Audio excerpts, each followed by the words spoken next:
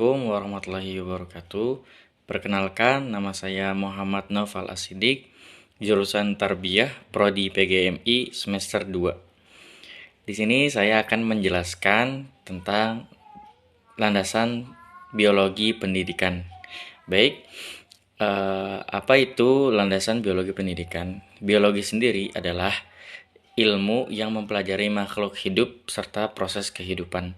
Adapun makhluk hidup yang dimaksud ialah manusia, hewan, dan tumbuhan.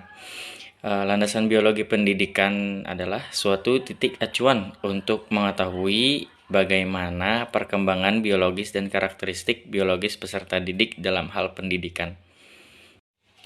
Ditinjau dari faktor biologi, manusia dan hewan memiliki persamaan, yaitu persamaan karakteristik. Namun demikian, walau ada persamaan karakteristik dari segi biologi, tetapi manusia memiliki potensi superior yang membedakannya dengan makhluk lainnya. Potensi superior tersebut adalah kemampuan manusia yang memiliki mental, kecerdasan, akal budi, atau daya pikir yang paling sempurna yang kesemuanya berada dalam otak. Dalam beberapa hal, manusia dengan hewan lain memiliki perbedaan, tetapi hewan mamalia secara umum memiliki persamaan. Persamaan tersebut terutama dalam bentuk organ dan sistem pada tubuh secara anatomis antara manusia dengan hewan primata. Dobzhansky mengatakan bahwa simpanse adalah hewan yang paling dekat dengan manusia. Simpanse memiliki kecerdasan superior yang di mana kecerdasan superior tersebut tidak dimiliki oleh primata lainnya. Namun demikian ada pemisah yang sangat jauh berbeda mengenai kapasitas intelektual antara simpanse dengan manusia. Respon-respon simbolik dapat dipelajari oleh simpanse dengan sejumlah kesulitan yang dihadapi, sehingga tidak akan mampu melampaui batas kapasitasnya. Lalu ada perkembangan biologis dan perseptual anak. Perkembangan biologis. Yang pertama adalah faktor hereditas dalam perkembangan anak. Faktor hereditas merupakan suatu faktor yang mempengaruhi kondisi biologis anak beserta berdasarkan pewarisan genetik dari orang tua. Yang kedua, ada faktor lingkungan dalam perkembangan anak. Faktor lingkungan ini merupakan suatu faktor yang mempengaruhi kondisi biologis dan perkembangan anak yang berdasarkan pengalaman interaksinya dengan dunia luar atau lingkungan. Lalu B, ada perkembangan fisik dan perseptual anak SD.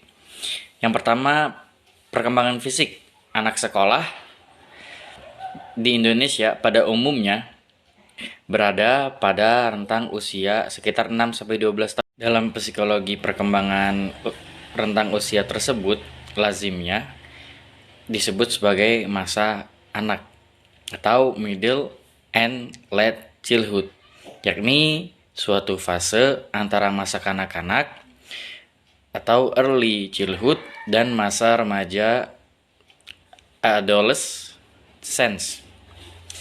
Sebutan lain yang sering dialamatkan kepada kelompok anak usia ini adalah masa usia sekolah. Sebutan ini mungkin diberikan karena anak pada usia ini memasuki dunia pendidikan formal, yakni sekolah. Dalam hal aktivitas anak, termasuk belajar dan aktivitas mental lainnya, akan banyak dipengaruhi oleh kondisi fisiknya. Kondisi fisik juga dapat memberikan pengaruh terhadap perkembangan kepribadian anak secara keseluruhan. Perkembangan fisik anak SD ini mencakup aspek-aspek tinggi dan berat badan, proporsi tubuh, dan dampak-dampak psikologis yang dapat ditimbulkannya, serta perbandingan otot lemak. Masalah kesehatan gizi, olahraga, dan suasana emosional dalam perkembangan fisik anak. Ada tinggi dan berat badan. Bila dibandingkan dengan pada masa usia dini dan masa remaja, pertumbuhan fisik anak SD cenderung lebih lambat dan relatif konsisten. Laju perkembangan seperti ini berlangsung sampai terjadinya perubahan besar pada masa awal pubertas. Ada proporsi dan bentuk tubuh. Anak SD kelas-kelas awal umumnya masih memiliki proporsi tubuh yang kurang seimbang. Kurang seimbangan ini sedikit demi sedikit berkurang sampai terlihat perbedaannya ketika anak mencapai kelas 5 atau 6. Pada kelas-kelas akhir SD, lazimnya proporsi tubuh anak sudah mendekati keseimbangan. Ketidakseimbangan tubuh anak dapat diamati pada bagian kepala, badan, dan kaki. Kepala masih terlalu besar bila dibanding dengan bagian tubuh lainnya. Akan tetapi, beberapa perbandingan pada bagian wajah yang kurang seimbang mulai menghilang dengan bertambah besarnya mulut dan rahang, sehingga semakin melebar dan meratanya dahi, semakin mengecilnya bibir, serta menjadi lebih besar dan berbentuknya hidung. C. Otak. Pertumbuhan otak dan sistem syaraf merupakan salah satu aspek terpenting dalam perkembangan individu. Dalam otak terdapat pusat syaraf yang mengendalikan perilaku individu. Bukan hanya pusat-pusat syaraf yang berhubungan dengan perilaku kognisi, melainkan pusat kesadaran emosi. Menurut Goleman juga terdapat dalam otak, yaitu pada sistem limbik dengan pusatnya yang disebut amigdala. Bila dibanding dengan pertumbuhan bagian-bagian tubuh lainnya, pertumbuhan otak dan kepala ini jauh lebih cepat. Menurut Santrok dan Yusen pada tahun 1992, sebagian besar pertumbuhan otak itu terjadi pada masa usia dini. Pada masa usia 3 tahun, pertumbuhan otak anak sudah mencapai 2/3 dari ukuran otak orang dewasa. Ada proporsi dan bentuk tubuh. Anak SD kelas-kelas awal umumnya masih memiliki proporsi tubuh yang kurang seimbang. Kurang seimbangan ini sedikit demi sedikit berkurang sampai terlihat perbedaannya ketika anak mencapai kelas 5 atau 6. Pada kelas-kelas akhir SD, lazimnya proporsi tubuh anak sudah mendekati keseimbangan. Ketidakseimbangan tubuh anak dapat diamati pada bagian kepala, badan, dan kaki. Kepala masih terlalu besar bila dibanding dengan bagian tubuh lainnya.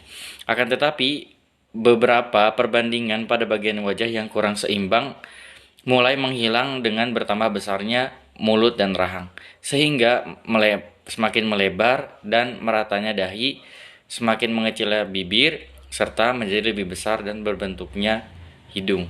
Lalu yang terakhir, D. Keterampilan motorik. Selama masa anak, kemampuan gerak motorik menjadi jauh lebih halus dan lebih terkoordinasi dari masa sebelumnya. Pada usia sekitar 10-11 tahun, anak-anak lazimnya sudah mampu melakukan berbagai jenis kegiatan olahraga seperti lari, mendaki, lompat, berenang, dan mengendarai sepeda. Dalam keterampilan motorik kasar yang melibatkan aktivitas otot besar ini, anak laki-laki lazimnya memiliki kemampuan yang lebih baik daripada anak-anak perempuan. Hal demikian terjadi karena jumlah sel-sel otot anak laki-laki lebih banyak daripada sel-sel otot anak-anak perempuan. Bagi anak, penguasaan keterampilan fisik dapat merupakan sumber kesenangan dan prestasi. Anak menjadi lebih senang karena dengan menguasai berbagai keterampilan fisik, ia dapat. Pembahasan sebelum penutupan ada implikasi biologi bagi pendidikan. Dalam hal ini, diperlukan satu cara pembelajaran yang hidup, dalam arti yang memberikan banyak kesempatan kepada anak-anak memfungsikan unsur-unsur fisik dan aspek-aspek perseptualnya. Dengan kata lain, diperlukan suatu cara pembelajaran yang bersifat langsung. Cara pembelajaran seperti ini akan memberikan dampak positif yang banyak berkembangnya, seperti dari aspek kognisi dan kreativitas, fisik perseptual, dan sosial. Cara pembelajaran yang diharapkan adalah memiliki karakteristik. Yang pertama, programnya disusun secara fleksibel dan tidak kaku serta memperhatikan perbedaan individual anak. Yang kedua, dilakukan secara variatif melalui banyak aktivitas seperti eksperimen, praktek, observasi langsung, permainan, dan sejenisnya. Demikian. Wabillahi taufik wal hidayah. Wassalamualaikum warahmatullahi wabarakatuh.